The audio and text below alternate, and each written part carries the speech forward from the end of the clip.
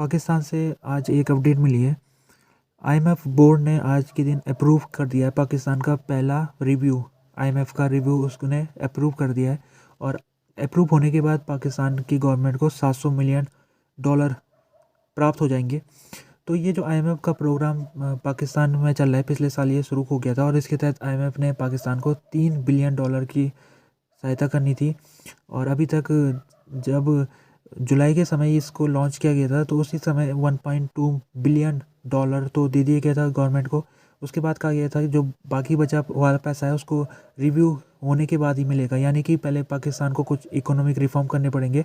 अगर वो रिफॉर्म कर देता है तो जो बचा हुआ पैसा वो पाकिस्तान की गवर्नमेंट को मिल जाएगा। तो आज पहला रिव्यू हो चुका है और उसका सेटिस्फैक्ट्री रिव्यू हो गया, यानी कि जो आईएमएफ है वो सहमत है, पाकिस्तान की जो गवर्नमेंट है उसने जो कदम उठाया उससे वो सहमत है। तो पाकिस्तान को जो सेकंड ट्रेंच है $700 मिलियन का, वो भी आज के दिन सौंप दिया गया है। तो अब कुल मिला के पाकिस्तान को $1.9 बिलियन आईएमएफ की तरफ से मिल चुका है। अब जो बचा हुआ है $1.1 बिलियन वो पाकिस्तान सरकार को उम्मीद है कि सेकेंड रिव्यू जो जल्दी होने वाला है उसके बाद उसको मिल जाएगा।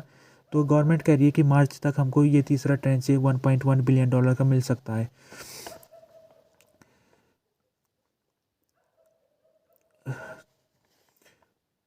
तो इस तरह से जो गवर्नमेंट ने ये आईएमएफ के पास गई थी पाकिस्तान गवर्नमेंट, और पाकिस्तान की गवर्नमेंट की स्थिति काफ़ी बुरी चली थी पिछले साल। वहाँ पर तेल की कीमतें बढ़ रही थी, इन्फ्लेशन बहुत तेज़ बढ़ रहा था और उनका जो फॉरेन एक्सचेंज रिजर्व है वो काफ़ी कम हो गया था। तो इस जो गवर्नमेंट है उसके पास कोई दूसरा चारा था नहीं, आईएमएफ के पास ही उसको जाना पड़ा।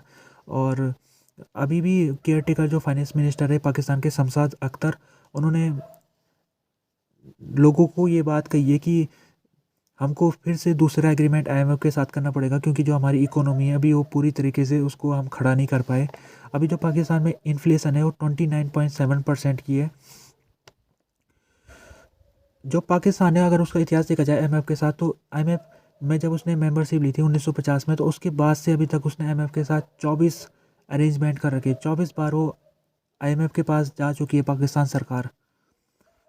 इस समय काफ़ी आज के दिन सुप्रीम कोर्ट में लेकर एक बहुत बड़ी खबर आई है। सुप्रीम कोर्ट के 2 जस्टिस ने पिछले 1-2 दिन में उन्होंने रेजिग्नेशन दे दिया है। कल के दिन जस्टिस नकवी ने रेजिग्नेशन दिया था और आज के दिन जस्टिस एहसान ने रेजिग्नेशन दे दिया है। तो जस्टिस नकवी जिन्होंने कल रेजिग्नेशन दिया था, तो उनके ऊपर मिसकंडक्ट का आरोप था। उनके ऊपर एक आरोप ये था कि उन्होंने जो उनका पैसा है एसेट, उससे ज़्यादा उन्होंने पैसा कमाया, यानी उन्होंने बियॉन्ड एसेट पैसा कमाया है, वो उसका आरोप था उनके ऊपर। दूसरा आरोप उनके पास ये था कि उन्होंने ऑडियो लीक आई थी उनकी, जिसमें वो एक मिनिस्टर के साथ बात करते हुए दिख रहे थे। और उस जब ऑडियो लीक हुई थी तो ऑडियो लीक में कई उनके ऊपर आरोप लग रहे थे। तो नकवी के ऊपर काफ़ी इस समय उनके ऊपर जांच भी चली थी। सुप्रीम कोर्ट की एक कमेटी है, सुप्रीम जुडिशियल काउंसिल, उन्होंने नकवी के ऊपर जांच शुरू कर रखी थी। नकवी को सो कॉज नोटिस जारी किया था और नकवी से जो उनके ऊपर आरोप थे उससे सफाई मांगी थी। नकवी ने इन सभी आरोपों से इनकार किया था, लेकिन जब उनको लगा कि जो सुप्रीम जुडिशियल काउंसिल है वो उनको ऊपर कुछ कदम उठा सकती है, तो उन्होंने भांपते हुए कल ही उन्होंने इस्तीफा दे दिया। इस्तीफा में उन्होंने प्रेसिडेंट को दिया था कल के दिन। राष्ट्रपति जो है पाकिस्तान के, उनको उन्होंने लेटर में लिखा था और उन्होंने लेटर में लिखा था कि मैं इस्तीफा इसलिए दे रहा हूँ क्योंकि मेरे ऊपर कुछ आरोप लगे और आरोप अभी पब्लिक के सामने भी आ चुके कि क्या आरोप है और रिकॉर्ड में भी है आरोप। तो मैं कोई अब मतलब नहीं रहता है मेरा भी जस्टिस बनने रहना, तो मैं इस्तीफा दे रहा हूँ। लेकिन ये तो कल का जो हुआ, जो चीज़ें हुई, वो तो नॉर्मल बात थी। वो लग भी रहा था कि जो नकवी है वो इस्तीफा दे देंगे, लेकिन जो एहसान ने इस्तीफा दिया आज के दिन वो एक बहुत सरप्राइजिंग था। क्योंकि एहसान, जब वो सुप्रीम जुडिशियल काउंसिल की बैठकें चली थी, नकवी के ऊपर इन्वेस्टिगेशन हो रही थी, तो उस समय वो सुप्रीम जुडिशियल काउंसिल के सदस्य थे और उस समय उन्होंने नकवी का समर्थन किया था। यानी कि जो 5 मेंबर की सुप्रीम जुडिशियल काउंसिल थी, इनमें से केवल एक थे एहसान, जो कि नकवी के साथ खड़े रहे और उन्होंने नकवी का साथ दिया था।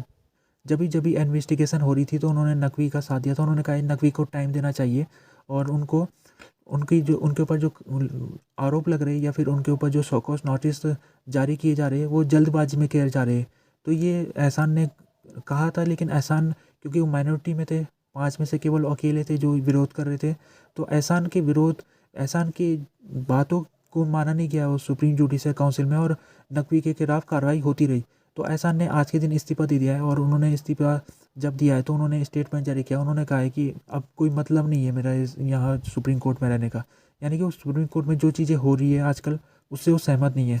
अभी पीटीआई जा चली गई है पेशावर हाईकोर्ट में। पीटीआई पार्टी जा चुकी है आज के दिन, और कल के दिन जजमेंट आया था पेशावर हाईकोर्ट ने पीटीआई पार्टी के पक्ष में इस फैसला सुनाया था, जिसमें पेशावर हाईकोर्ट ने कहा था कि इलेक्शन कमीशन ऑफ पाकिस्तान को तुरंत ही जो पीटीआई का इंटरनल इलेक्शन है उसको सर्टिफिकेट कर देना चाहिए और अपनी वेबसाइट में पब्लिश कर देना चाहिए। तो कल के दिन ये जजमेंट आया था, लेकिन इलेक्शन कमीशन ऑफ पाकिस्तान ने अभी तक वो जो रिज़ल्ट है इंटरनल इलेक्शन उसका रिज़ल्ट अभी तक पब्लिश नहीं किया अपनी वेबसाइट में। तो पीटीआई पार्टी आज के दिन फिर से पेशावर हाईकोर्ट में चली गई है, और पेशावर हाईकोर्ट में पहुंच के उसने इलेक्शन कमीशन ऑफ पाकिस्तान के ऊपर कंटेम्प्ट ऑफ कोर्ट का आरोप लगाया, और कहा है कि जब कोर्ट ने आदेश दे दिया इलेक्शन कमीशन ऑफ पाकिस्तान को वेबसाइट में पब्लिश करने का, तो क्यों ये इलेक्शन कमीशन ऑफ पाकिस्तान अभी तक हमारे रिजल्ट को पब्लिश नहीं कर रही है। तो इलेक्शन कमीशन ऑफ पाकिस्तान को कल के दिन उससे जब कहा गया था कि उसको वेबसाइट में रिजल्ट पब्लिश करना पड़ेगा, अगर रिजल्ट पब्लिश हो जाता है तो फिर पीटीआई के लिए होगा ये कि पीटीआई का जो इस समय उसका बैट सिंबल है, जो चुनाव चिन्ह उसका बैट है, अभी वो जब्त हो रखा है। इलेक्शन कमीशन ऑफ पाकिस्तान ने उसका सिंबल को जब्त कर रखा है, तो पीटीआई पार्टी को जो उसका सिंबल है बैट वो वापस मिल जाएगा। तो ये अभी बहुत मामला फंसा हुआ है, क्योंकि इलेक्शन कमीशन ऑफ पाकिस्तान लग ऐसा रहा है कि वो तैयार नहीं है पीटीआई को किसी भी प्रकार से वो सहायता करने के लिए तैयार नहीं है, बल्कि वो पीटीआई पार्टी के खिलाफ काम कर रही है। ये आरोप भी लग रहा है इलेक्शन कमीशन के ऊपर। तो पीटीआई पार्टी अभी सुप्रीम कोर्ट गई थी, लेकिन सुप्रीम कोर्ट में से पहले ही पेशावर हाईकोर्ट ने फैसला सुना दिया, तो उसके पक्ष में आ गया। तो पीटीआई को लगा कि उसकी सब क्लियर हो गया, सब चिंता उसकी ख़त्म हो गई।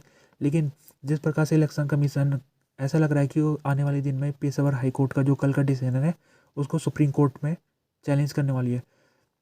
जो पीटीआई के लीडर है गुलाम खान, उन्होंने कहा है कि हमको कोई दिक्कत नहीं है, अगर election commission of Pakistan supreme court में जाना चाहती है तो जा सकती है, लेकिन जब तक सुप्रीम कोर्ट फैसला नहीं सुना देता तब तक हमारा जो सिंबल है हमको पास हो जाना चाहिए, हमारे पास आ जाना चाहिए, क्योंकि पेशावर हाईकोर्ट ने हमारे पक्ष में फैसला सुनाया है। अभी 13 तारीख फिक्स की गई है, तारीख 13 जनवरी को आखिरी तारीख है। उसी दिन 13 जनवरी को सभी पॉलिटिकल पार्टी को उनका सिंबल मिल जाएगा। पीटीआई पार्टी को पता है भी उनके पास ज़्यादा दिन है नहीं, 5-6 दिन बचे हुए, तो 5-6 दिन में वो चाहती है कि कैसे करके जो उनका सिंबल है उन तक पहुंच जाए। अगर वो सिंबल पीटीआई पार्टी तक नहीं पहुंचता है तो पीटीआई पार्टी के जितने भी कैंडिडेट है सबको इंडिपेंडेंटली चुनाव लड़ना पड़ेगा, अपनी पार्टी से वो चुनाव नहीं लड़ सकते फिर। और उससे फिर ये होगा कि अगर वो चुन के भी आ जाते हैं असेंबली में तो वो अपनी एक पार्टी नहीं बना सकते, उनको इंडिपेंडेंट मेंबर की तरह रहना पड़ेगा, उनको एमपी इंडिपेंडेंट एमपीज़ की तरह उनको रहना पड़ेगा, और ऐसे करके हॉर्स ट्रेडिंग भी बढ़ सकती है पार्लियामेंट के अंदर।